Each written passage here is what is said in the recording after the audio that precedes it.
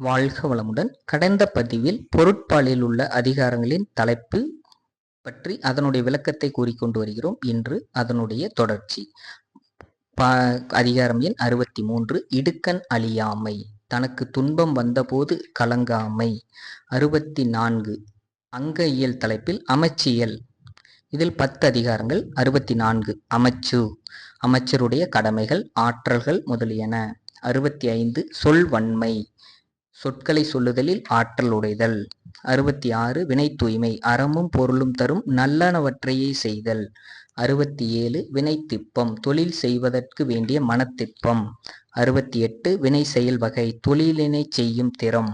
69, தூது செல்வோர் தன்மைகள். 70, மன்னரை சேர்ந்தொழுதல், அமைச்சர் அரசனை பொருந்தி நடந்து கொள்ளுதல். குறிப்பறிதல், ஒருவர் கூறாமலேயே அவர் மனதில் உள்ளதை அறிதல். 72, அவை அறிதல், அவையினது சபையின் இயல்பினை அறிதல். 73, அவை அஞ்சாமை, அவையில் சபையில் அஞ்சாமல் பேசுதல். அறனியல், நாடு, நாட்டின் இயல்புகளும் சிறப்பும். 75, அரண், நாட்டிற்கு சிறப்பான அரண் கோட்டை விளக்கப்படுதல்.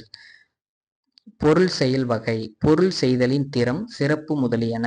77, படை மாட்சி, படையினுடைய சிறப்பும் நன்மையும். 78, படை செருக்கு, படையினது வீர மிகுதியினை கூறுவதாகும். 79, நட்பு, நண்பர்களை பற்றிய விளக்கமும் சிறப்பும் பயனும். 80, நட்பு ஆராய்தல், ஒருவரை நன்கு ஆராய்ந்து நட்பினராக்குதல். 81, பழைமை, பழையனை பற்றி பேசுதல். 82, தீ நட்பு, தீய குணமுடையவர்களைய நட்பு, கூடா நட்பு. 83, மனதால் கூடாமல் இருக்கும் பகைவர் நட்பு. பேதமை, அறிவிலிகளின் அறியாமை குணம். 85, புல்லறிவாண்மை, அற்ப அறிவுள்ளவன் தன்னை சிறந்த அறிஞனாக எண்ணி நடத்தல். 86, பகைமை இகல், பகைமை உள்ளத்தால் உண்டாகும் மன வேற்றுமை. 87, படை மாட்சி, அறிவின்மையை பகையினை மாட்சிமைப்படுத்துதல். 88, பகை திறம் தெரிதல், பகைவர்களை ஆராய்ந்தறிந்து நடந்து கொள்ளுதல். 89, உட்பகை, உடனிருந்து கொண்டே தீமை செய்யும் பகைவர்கள்.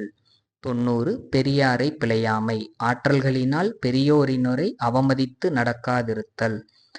இதனுடைய தொடர்ச்சியை அடுத்த பதிவில் காண்போம். நன்றி. வாழ்க வளமுடன்.